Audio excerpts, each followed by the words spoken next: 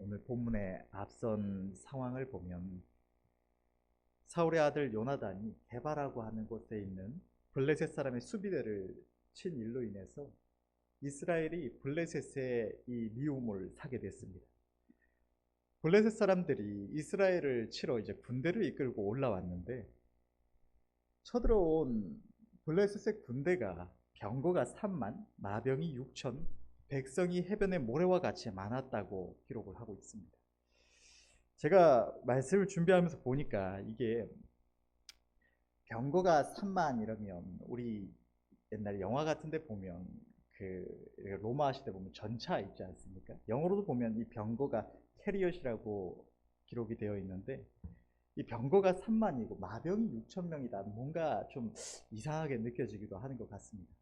말이 이끌고 뒤에 이 쇳덩어리로 끄는 이 전차가 쇳덩어리 혹은 나무로 이렇게 끄는 전차가 3만인데 왜 마병이 6천 명밖에 안 될까 이런 생각이 들기도 하는데 그래서 보니까 이 성경 비평학하고 막 이런 쪽에서는 이게 기록할 때 실수가 있었다 이래서 보니까 어떤 성경은 NIV 성경도 보니까 그렇게 해놨더라고요. 이게 병거를 3만이 아니라 3천으로 이렇게 줄여놨더라고요. 근데 이런 모든 비평들은 사실 하나님 앞에서 옳지가 않고 하나님의 모든 말씀은 진리인 줄로 믿습니다. 그러면 병거가 3만이라고 기록되어 있는데 우리가 조금 왜 이렇게 될까 생각을 해보면 옛 시대에 우리가 흔히 지금 아는 이 말들이 있지 않습니까? 큰 사람 키만한 혹은 더 크기도 한 이런 말들이 있는데 이 사람이 건장한 사람도 타고 달릴 수 있는 이런 말이 일반적으로 야생에서 그렇게 많이 있는 말들이 아니라고 합니다.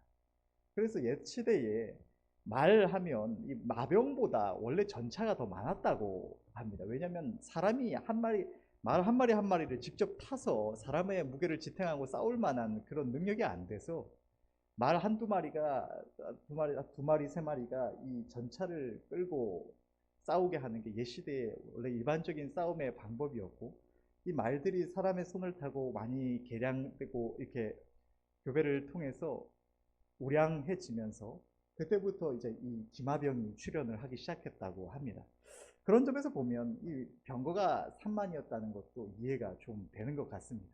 어쨌든 병거가 3만, 마병이 6천, 백성은 해변에 모래같이 많았다고 되어 있는데 이 백성하면 블레셋 군대가 자기 그냥 일반 이런 시민들까지 다 이렇게 이끌고 올라온 것처럼 보이는데 영어 성경에서 보니까 또 이 백성이 그냥 백성이 아니라 시티즌이 아니라 솔저입니다. 그러니까 보병이 해변에 모래같이 많았고 병거가 3만 대가 있었고 마병이 6천 명이다. 기마병이 6천 명이다 라고 기록을 하고 있는 것입니다.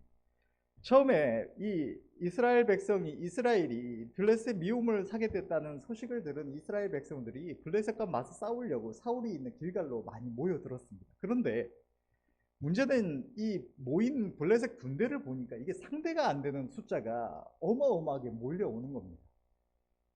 병거만 해도 병거에 보통 우리 영화 같은 데서 보면 혼자 타지 않지 않습니까? 이 병거를 모는 사람이 있고 뒤에서 활을 쏘든지 무기를 휘두르든지 하는 사람이 같이 이렇게 타기도 하는데 그러면 병거가 3만이면 탑승하는 사람은 우리가 그냥 생각만 해도 6만 명 이상은 된다는 말이고 기마병이 6천이고 일반 보병은 셀 수도 없이 이렇게 많이 올라왔다고 기록을 하고 있는데 이것을 본 많은 이스라엘 백성들이 다 뿔뿔이 흩어져서 어떤 이들은 요단강을 넘어서 아예 강을 넘어서 다른 지역으로 도망가 버리기도 하고 어떤 이들은 바위 틈이나 산속으로 숨어들기도 하고 이렇게 다 흩어지고 아주 소수의 사람들만 사울이 있는 이 길갈에 남아 있었던 것입니다.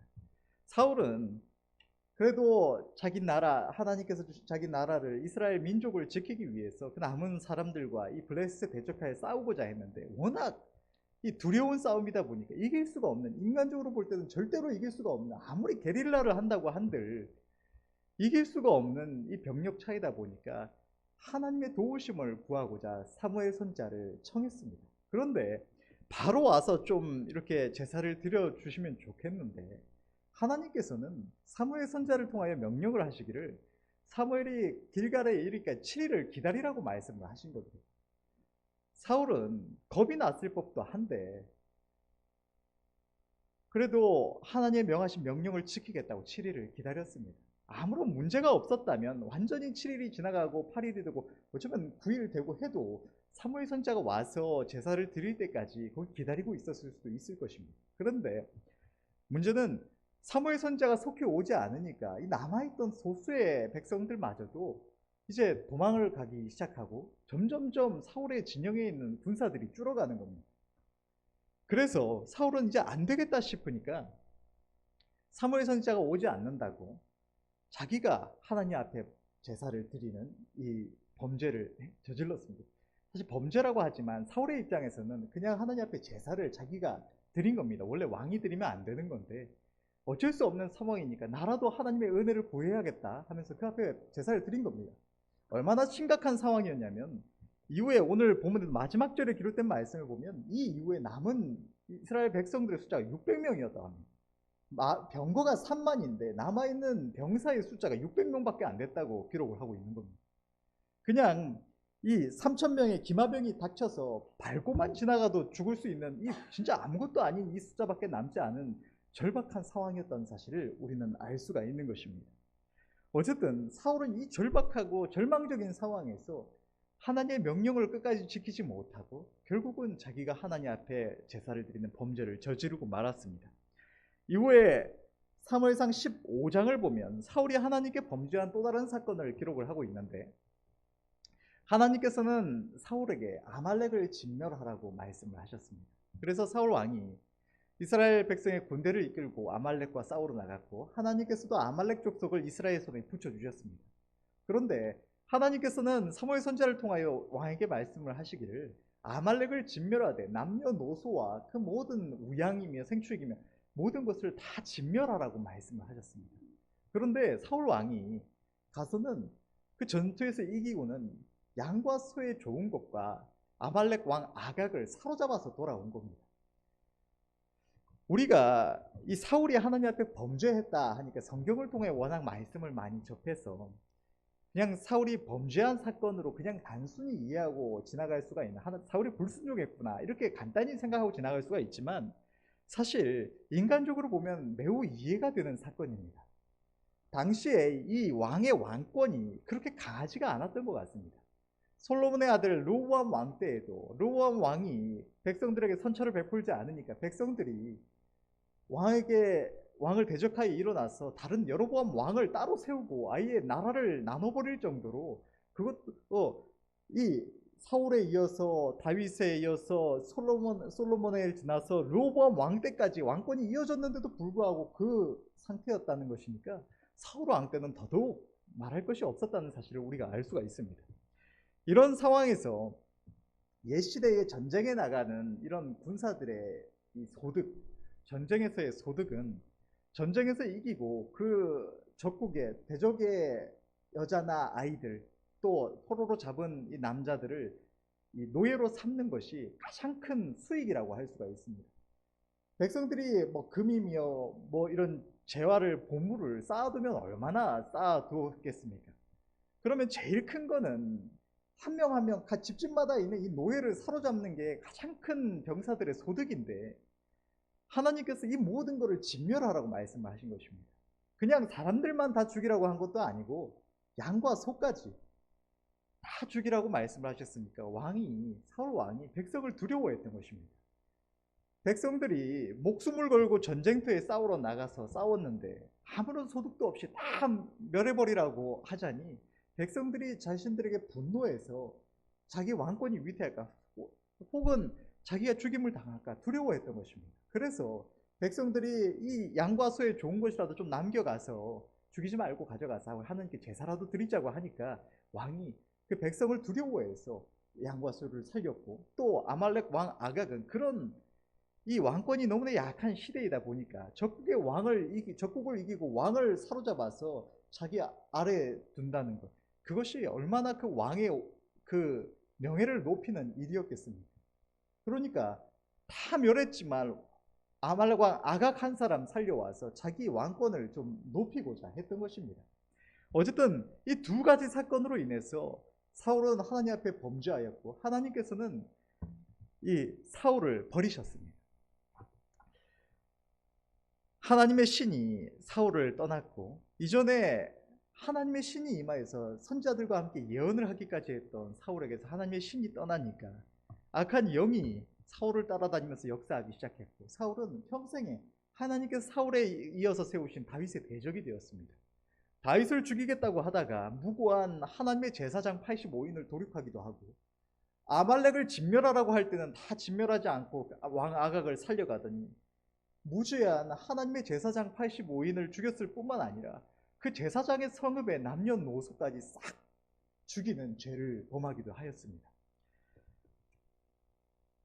이후에 사울은 비참한 최후를 맞이하게 됐습니다. 사울과 세 아들이 함께 죽었고, 사울은 목이 베어졌어. 그가 입던 갑옷과 사울의 머리가 대적 블레셋의 자랑거리가 돼서 이곳저곳을 돌아다니면서 대적의 조롱거리와 자랑거리가 되고 말았습니다. 시체는 땅에 묻히지도 못하고 성벽에 못이 박혔었고, 사울의 이 죄로 인해서 사울의 온 가문이 재앙을 맞이하게 됐습니다. 사울의 아들 이스보셋은 왕위에 올랐다가 2년 만에 수아에게 암살당했고, 사울의 첩 리스바의 두 아들과 사울의 딸 메랍의 5 아들은 사울이 범한 죄로 인해서 목이 매달려 죽었습니다. 사울의 손자여 요나단의 아들이었던 무비보셋은 도망 중에 떨어져서 양다리를 절게 되기도 하였습니다. 이처럼 사울이 하나님 앞에 하나님의 명령을 지키지 아니하고 범죄하였던 이 두 사건의 결과를 우리는 성경을 통하여 배울 수가 있습니다. 우리는 오늘 이 사울의 행실과 그 결말을 통해서 우리 하나님의 백성들의 정직이 무엇인가를 생각해 볼 수 있기를 원합니다. 이 세상에서 우리가 누군가와 사귐을 가지고 어떤 관계를 형성하는 데 있어서 이 정직이라는 것은 너무나 중요합니다.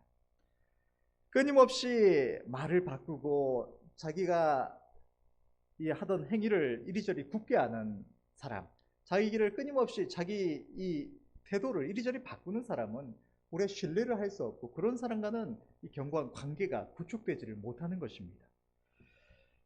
그것은 사람과 사람 사이의 관계만이 아니라 하나님과 우리 주의 백성들 사이에서도 똑같이 적용되는 것입니다. 하나님은 성경을 보면 정직한 자에게 은혜를 베푸시고 가까이 하신다고 말씀하십니다. 주님의 이름으로 주님을 위하여 하나님의 영광을 위하여 살겠노라고 고백한 우리 주의 백성들, 하나님을 영접한 우리 주의 백성들이 끊임없이 세상과 타협하고 자기 자신과 타협하여서 하나님을 향하는 우리의 길을 굽게 할 때에 하나님의 은혜를 제대로 입지를 못한다는 것입니다. 시편 84편 11절은 이렇게 기록하고 있습니다. 여호와 하나님은 해요 방패시라. 하나님께서 은혜와 영화를 주시며 정직히 행하는 자에게 좋은 것을 아끼지 아니하실 것입니다. 하나님께서는 하나님 앞에 정직하게 행하는 자, 하나님 앞에 마음에 결단한 것, 하나님의 기쁘심을 위하는 우리의 죄 백성들의 그 바른 길을 굽게 하지 아니하고 지켜 행하는 이에게 하나님께서 좋은 것을 아끼지 아니하신다고 말씀을 하시는 것입니다. 다르게 말하면 정직히 행하지 않는 자, 하나님 앞에 자기 길을 이리저리 굽게 하는 자에게는 하나님께서 좋은 것을 아끼실 수도 있다는 말씀입니다. 우리는 하나님 앞에 정직을 지켜 행하여야 하고, 그리하여서 하나님의 주시는 풍성한 은혜를 받아 누려야 할 줄로 믿습니다. 그러면 하나님의 백성들에게 있어서 정직이 무엇일까요? 이 사전적으로 정직이라는 것은 단순히 거짓말을 하지 않는다, 혹은 사기치지 않는다, 속이지 않는다만이 아니라 정직이라는 이 글자 그대로 바르고 곧게 행하는 것, 사람이 자기의 길을 타협하지 않고 치우치지 않고 바르고 곧게 행하는 것이 바로 정직히 살아가는 정직함에 해당하는 것입니다. 사전적으로 마음에 거짓이나 꾸밈이 없이 바르고 곧음이라는 의미를 가지고 있는 것이 정직이라는 단어입니다.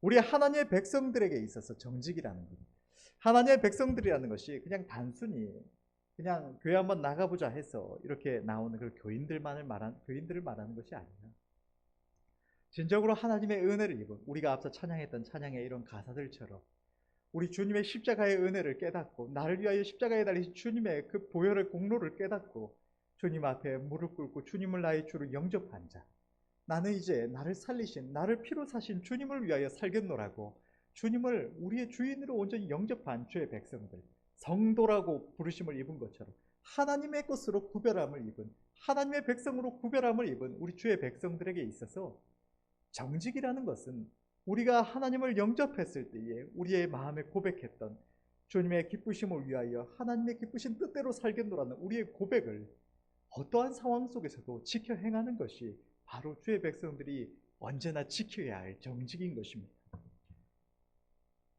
우리의 삶 속에 여러 가지 문제가 닥칠 때에도, 어려움이 닥치고 유혹이 찾아올 때라도 하나님 앞에서 정한 뜻은, 하나님이 기뻐하시는 것은 타협하지 않고 지켜 행하는 것이 우리가 행해야 할 정직인 것입니다. 우리의 삶에는 크고 작은 어려움과 유혹들이 찾아옵니다. 오늘 본문에 사울이 맞이했던 이런 절망적인 어려움도 있겠지만 아주 작은 별것도 아닌 것 같은 이런 어려움도 유혹도 찾아옵니다. 오늘 본문에서 사울이 맞이했던 이 어려움은 앞서 설명을 했던 것처럼 인간적으로 볼 때 너무나 당연히 이해가 되고 공감이 되고, 어쩌면 우리 자신도 우리들도 그 자리에 있었다면 별 차이가 없었을 만한 그런 절망적인 문제들이었습니다. 우리가 성경을 통해서 사울의 그 행실의 결말과 하나님께서 하신 말씀을 알고 있기 때문에 사울이 하나님 앞에 그 범죄했구나, 하나님 앞에 정직하지 못했구나를 아는 것이지, 이런 말씀이 없이 우리가 그 자리에 있었다면 사울의 행실을 너무나 당연하게 이해하고 지나가지 않았을까요? 이처럼 우리들의 삶에도 큰 문제가 닥쳐올 때 우리는 스스로 생각하기를 나는 어쩔 수 없다, 이거는 부득이한 상황, 어쩔 수 없는 상황이기 때문에 하나님도 이해해 주실 것이라는 착각을 하면서 하나님 앞에서 정했던 우리의 길을 굽게 하기도 하는 것입니다. 그러나 그것은 우리들이 하나님 앞에 부정직한 모습이라는 사실을 우리는 기억해야 할 줄로 믿습니다. 하나님은 언제나 우리를 지키시고 은혜 베푸신다고 약속을 하여 주십니다. 하나님 앞에 우리가 정직한 걸음을 지켜 행할 때 어떠한 환난 속에서도 우리 하나님 앞에 우리의 걸음을 굽게 하지 않겠노라고 지켜 행하고자 할 때, 하나님은 우리가 마주하는 그 어려움으로 인해서 우리가 재앙을 맞이하고 넘어지고 망하지 않도록, 환난을 당해서 큰 해를 입지 않도록 하나님은 지켜 보호해 주신다고 성경의 수많은 말씀들을 약속을 해 주십니다. 이러한 하나님의 약속들이 있음에도 불구하고 내가 이 절망적인 상황을 내 눈에 보기에, 내 육신에 느껴지기에 절망적인 상황이라고 어쩔 수 없다고 타협하는 것은 우리 하나님을 향한 불신이요, 내가 하나님 앞에 정한 뜻을, 하나님의 기쁘심을 위하여 살겠노라고 고백한 우리의 그 고백과 결단을 굽게 하는 부정직한 모습이 되는 것입니다. 우리에게 닥쳐오는 이런 문제들, 유혹들은 부득이하다고 느껴지는 이런 큰 문제만 있는 것이 아니라 때로는 이 정도는 아무렇지도 않은 것이 아닌가, 이 정도는 괜찮지 않을까 싶을 정도로 아주 사소한 문제, 아주 사소한 유혹들도 얼마든지 우리의 삶에 찾아옵니다. 어떻게 보면 이런 사소한 유혹들, 문제들이 더 많이 찾아온다고 할 수가 있을 것입니다. 이러한 사소한 유혹들 속에서도 우리들의 정직이 나타나는 것입니다. 아름다운 주의 종들, 아름다운 주의 백성들의 이런 간증들을 보다 보면 하나님 앞에 정한 것, 하나님 앞에 결단한 것을 끝까지 어떤 어려움 속에서도 지켜 행하는 모습들을 볼 수가 있습니다. 그러나 우리가 우리의 삶 속에서 닥쳐오는 그런 아주 작은 사소한 문제들, 유혹 앞에서 이 정도는 괜찮겠지, 이 정도는 잠시 하나님도 그렇게 크게 문제 삼지 않으시고 이해해 주실 거라고 그렇게 그냥 아무렇지도 않게 타협하고 넘어가는 그것이 우리 하나님 앞에서 우리의 정직하지 못한 모습을 나타내고 만다는 사실입니다. 성경을 보면 다윗 왕은 하나님 앞에 정말로 정직한 걸음을 행했음을 우리는 확인을 할 수가 있습니다.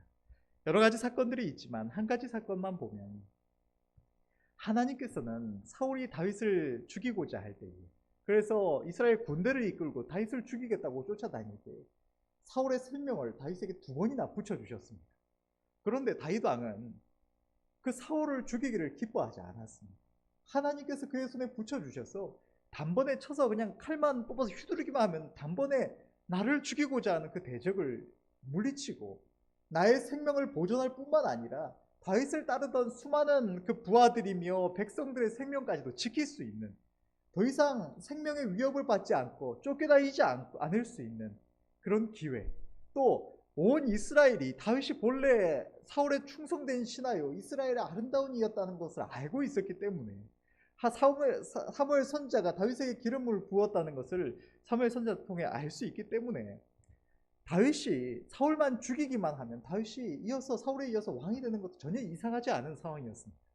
그러면 단번에 쳐서 하나님께서 붙이셨다고 감사함으로 죽이면 그만일 것 같은데, 다윗은 그러한 상황 속에서도 하나님 앞에서 하나님이 조금이라도 기뻐하시지 않으시는 것을 행하고자 하지 않았던 것입니다.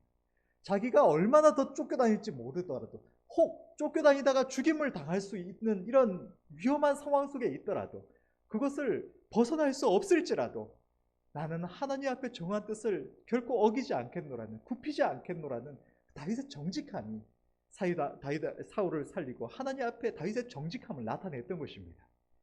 하나님께서는 이러한 다윗의 모습을 보시면서 열왕기상 15장 5절은 이렇게 기록하고 있습니다. 이는 다윗이 햇사람 우리아의 일 외에는 평생의 여호와 보시기에 정직히 행하고 자기에게 명하신 모든 일을 어기지 아니하였습니다.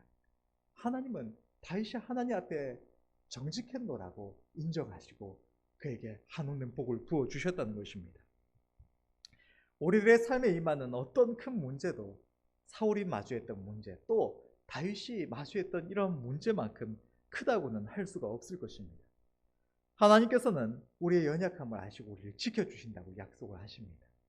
어떠한 문제를 맞이할지라도, 얼마나 어려운 상황 속에 있더라도 우리 하나님의 약속을 기억하실 수 있는 은혜가 있으시길 바랍니다. 우리가 하나님 앞에 정직함을 지켜나갈 때, 하나님 앞에 정한 뜻을 어기지 굽히지 아니하고 하나님의 기쁘심만을 지켜 행하고자 하면, 내가 보기에 아무리 문제가 될 것 같은 상황이라도, 내가 보기에 아무리 절망적인 상황이라도 하나님이 지키시고 복을 주시겠다고 약속하고 계시다는 사실을 우리는 기억해야 할 줄로 믿습니다. 성경에는 다윗 외에도 하나님 앞에 정직을 지켜나갔던 아름다운 믿음의 선진들의 예가 많이 기록이 되어 있습니다. 대표적인 예로 다니엘과 다니엘의 세 친구의 예도 우리가 많이 너무나 잘 알고 있습니다. 이 네 사람은 모두가 왕의 총애를 받았습니다. 하나님의 은혜를 크게 입어서 그 나라의 아주 귀한 방백으로 세움을 입고 왕 가장 가까이에서 왕을 모시는 존귀한 자였습니다. 그런데 이들은 모두가 왕의 두려운 명령이 내렸음을 알면서도 하나님 앞에 자기 길을 굽게 하기를 기뻐하지 않았습니다. 느부갓네살 왕이 금신상을 세우고 그 앞에 절하지 않으면 온 나라 백성들이 다 그 앞에 절하고, 절하지 않는 이들은 다 풀무불에 던져 죽이겠다고 말할 때에도 자기의 모든 그동안 왕의 총애며 그가 누리던 모든 아름다운 것들을 다 잃어버리고 자기 생명도 잃어버릴 수 있는 이 절망적인 상황 속에서도, 우리가 인간적으로 생각하면 이건 국가 행사다, 옛날에 일제시대에 신사참배하면서 이거 우상 숭배가 아니라 국가 행사라고 그렇게 타협하고 지나갔던 많은 이들처럼, 그렇게 국가 행사라고 이거는 다 그렇게 온 백성이 다 하는 거니까 당연한 거라고 하고 지나갔어도 인간적으로 볼 때는 별 이상할 것이 없을 것 같은 그런 상황 속에서도 이 다니엘의 세 친구들은, 사드락 메삭 아벳네고 이 세 사람은 하나님 앞에 자기 길을 굽게 하기를 기뻐하지 않았고, 하나님께서 우리가 설령 왕이 우리를 풀무불에 던질지라도 하나님께서 불 가운데서라도 우리를 지키실 것이라고, 만약 하나님께서 다른 뜻이 있으셔서 지키시지 아니하실지라도, 우리가 그렇게 풀무불에 던져서 죽임을 당한다고 할지라도 우리는 하나님 앞에서 우상숭배를 행하며 하나님의 기뻐하지 않는 일을 행하지 않겠노라고, 그것을 언급할 가치도 없다고 말할 정도로 담대히 자기 정직을 지켜나갔던 것입니다. 믿음의 현조 다니엘도 왕의 명령이 내렸음을 알면서도 30일 동안 왕 외에 다른 신에게나 사람에게나 무엇인지 구하면 사자굴에 던져 놓겠노라는 그 두려운 명령이 내렸음을 알면서도 하나님 앞에 매일 기도하는 일, 자기 백성을 위하여, 하나님의 나라를 위하여 매일 창문을 열고 무릎 꿇고 기도하는 그 일을 조금도 타협하지 않고, 좀 창문이라도 닫고 조용히 어디 구석에서라도 기도해 볼 만도 한데, 하나님 앞에 하나님의 은혜를 간구하며 자기 믿음을 지키는 일이 있어서는 아주 조금도 타협하지 않고 그 길을 행하고자 했던 것입니다. 하나님께서는 이들의 이 하나님 앞의 이 정직함과 하나님을 신뢰하는 이 모습을 보시면서 그들을 축복하시고 성경의 아름다운 이름으로 기록하시고 그들을 통하여 한없이 영광을 받으셨던 것입니다.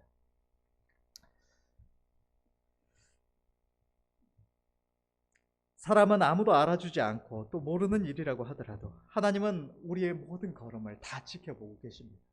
성경에 기록하기를 하나님께서는 세상 끝날까지 우리와 함께 하신다고 약속해 주셨습니다. 우리는 우리의 길을 조금씩 타협하고 우리가 조금 불편해서 혹은 내가 무언가를 하고 싶어서 혹은 문제가 있어서 하나님 앞에 정한 뜻들을 조금씩 굳게 하거나 혹은 내 마음을 바꿀 때에 나 혼자 행하는 일이라고, 또 나 홀로 이렇게 나아가는 길에 내가 늘 완전할 수 없으니까 조금 쉬어가는 것 뿐이라고, 조금 타협하고 다시 열심히 달리면 되는 것 뿐이라고 그렇게 스스로 납득하고 타협하고 지나가지만 그것은 나 홀로 하는 것이 결코 아니라는 것입니다. 우리 안에 성령께서 우리의 그 모든 모습을 다 보고 계시고 우리와 함께하고 계시고, 또 우리가 그러한 유혹을 받을 때 그러한 유혹은 나 혼자 그냥 자연스럽게 드는 생각만이 아니라 마귀가 우리 안에 넣어주는 마귀의 영적인 공격이라는 사실입니다. 성경을 보면 이스라엘 백성들에게 하나님께서 가나안 땅을 점령하라고 말씀하실 때 하나님은 이스라엘 백성들에게 그 가나안 족속들을 조금도 살려두지 말라고 말씀하셨습니다. 완전히 진멸하라고, 그들을 불쌍히 여겨서 남겨두지 말고 그들과 교류하지 말라고 말씀하셨습니다. 그런데 이스라엘 백성들이 그들을 무슨 이유에서든지 살려두었을 때, 그들이 좀 강해 보여서 나중에 싸워보겠다고 내버려 두었든지, 혹은 그들이 불쌍하게 보여져서 아무 힘도 없고 위험하지도 않을 것 같이 생겨서 그냥 남겨주고 용납하여 주었든지, 혹 그들의 아름다운 것이 탐나서 그들을 살려두었든지, 아주 조금이라도 그 가나안 족속들을 대부분은 진멸했지만 조금 남겨두었던 그 족속이 결국은 이스라엘이 멸망에 이르기까지 그들의 가시와 올무가 되었다는 사실을 우리는 알고 있습니다. 그리고 마귀는 오늘날에도 이스라엘 백성들을 유혹해서 그 가나안 7족속을 남기게 했던 것처럼 우리 안에 하나님의 은혜를 향하여 나아가는, 하나님과 동행하는 우리의 걸음 속에 조그마한 타협점 하나하나를 남기고자 우리를 끊임없이 유혹하고 공격해 온다는 사실입니다. 우리의 믿음을 배반하라고 하거나 우리에게 대단하게 무슨 죄를 범하라고 하는 것이 아니라 하나님 앞에 정한 우리의 걸음을 조금씩 타협하도록 마귀는 유혹해오고 문제를 던져준다는 것입니다. 이것이 바로 마귀의 공격이고, 이러한 공격 앞에 넘어가서 우리 안에 한 걸음 한 걸음 타협점을 남겨갈 때 우리는 점점 더 하나님의 은혜에서 멀어지고 사울 왕이 마주했던 이 끔찍한 결말처럼 멸망길로 향할 수가 있다는 사실을 우리는 기억해야 할 줄로 믿습니다. 마귀는 우리에게 아주 작은 유혹들을 던져주고 또 문제들을 던져주면서 이것은 어쩔 수 없다고, 이 정도는 괜찮다고, 사람이 어떻게 늘 완전할 수가 있냐고, 늘 열심히 어떻게 살아갈 수가 있냐고 그렇게 우리에게 타협하라고 속삭여 옵니다. 우리가 이것을 경험할 때에 그것은 내 생각처럼 느껴지고 너무나 합당해 보이기 때문에 우리는 이 위험성을 느끼지 못하고 지나가고 만다는 것입니다. 그러나 그것이 우리의 당연한 생각이 아니라, 그것이 하나님 앞에서도 당연한 것이 아니라 우리의 정직함을 굽게 하고자 부정직함으로 나아가는 우리의 삶에 하나님을 향하는, 하나님과 동행하는 우리의 걸음 속에 타협점을 만들고자 공격해오는 마귀와 악한 권세들의 공격이라는 사실을 우리는 기억해야 할 줄 믿습니다. 잠언 3장 32절은 이렇게 기록하고 있습니다. 대접해옥한 자는 여호와의 미워하심을 입거니와 정직한 자에게는 그의 교통하심이 있으며, 하나님은 정직한 자를 가까이 하시고 그와 교통하신다고 말씀을 하십니다. 우리는 하나님 앞에 정직하지 못한 모습을 회개하고 우리를 사랑하사 지금도 우리에게 말씀하시며 우리를 가까이 하시기를 원하시는 주님께 온전한 마음으로 나아가야 할 줄로 믿습니다. 하나님은 인생의 처음과 끝을 아시고 우리의 말과 생각에 속지 않으시는 분입니다.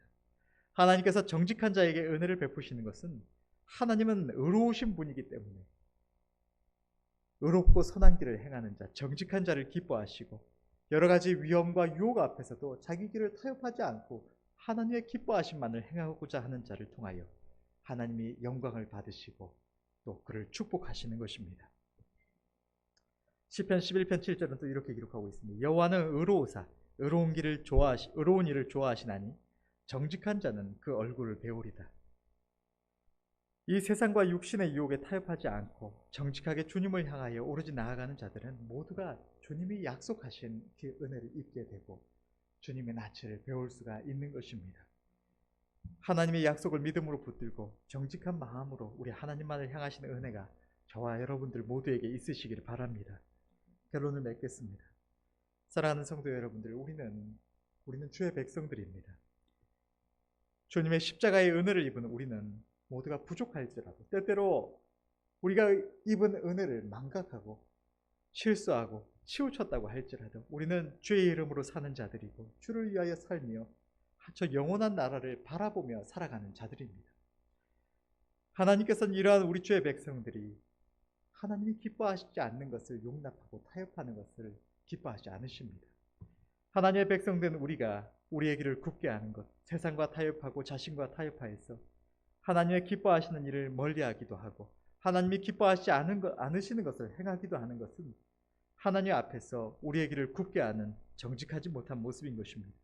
우리의 생각은 단순히 오늘만 날이 아니니 미루는 것이라고, 내일 나중에 더 잘하면 되는 것이라고 생각하지만, 항상 열심히 잘해왔지만 오늘 한 번은 우리 마음에 주시는 생각을 아주 그냥 조금 살짝 흘려버렸을 뿐이라고 생각하지만, 이번에는 어쩔 수 없이 조금 돌아가고 원칙을 조금 지키지 못했을 뿐이라고 생각하지만, 하나님을 향하는 우리에게 찾아오는 이 모든 위협과 유혹은 마귀와 악한 영들의 회방이고, 여기에 넘어가서 하나님 앞에 나아가는 우리의 걸음을 굳게 하는 자는 하나님의 은혜를 제대로 입을 수가 없는 것입니다. 하나님은 하나님을 향하여 살아가며 매 순간 모든 위협과 유혹을 맞서는 우리들의 모습을 다 보고 계시고, 바로 그 하나님 앞에서 우리의 정직함과 부정직함이 낱낱이 드러나게 되는 것입니다. 우리 하나님 앞에서는 우리의 그 어떤 것도 숨길 수 없다는 사실을 우리는 기억해야 할 줄로 믿습니다. 우리의 목적은 이 땅에 있는 것이 아닙니다. 이 땅에서의 세상적이고 육신적인 만족도, 편안함도 잠시뿐이고, 우리는 정말로 곧 주님 앞에 나아가야 합니다. 그때 정직하지 못한 자는 부끄러움에 처하게 될 것이고, 자기 주님을 향하여 정직한 길을 지켜 행한 자는 이 땅에서도 하나님의 은혜를 크게 입어서 충성된 일꾼으로 쓰임받고 잠시 후 주님과 함께 영원한 영광 가운데 기뻐하게 될 것입니다. 우리가 이 땅을 살아가는 동안 마주하는 그 어떠한 문제들도 우리와 함께 하시며 언제나 우리를 지키신다고, 우리의 피난처와 견고한 산성이 되어주신다고 약속하신 우리 하나님을 넘어서 우리를 해칠 수 있는 것은 세상에 존재하지 않습니다. 우리를 해칠 수 있는 것은 우리와 동행하시며 우리를 지키시는 의로운 길 가운데 행하시는 하나님과 동행하는 이 걸음을 굽게 하여서 하나님을 떠나서 세상과 타협하고 자기 자신과 타협하여서 이 부정직함을 향하여 나아가는 우리들의 모습 외에는 우리를 해칠 수 있는 것이 아무것도 없다는 사실을 기억해야 할 줄로 믿습니다.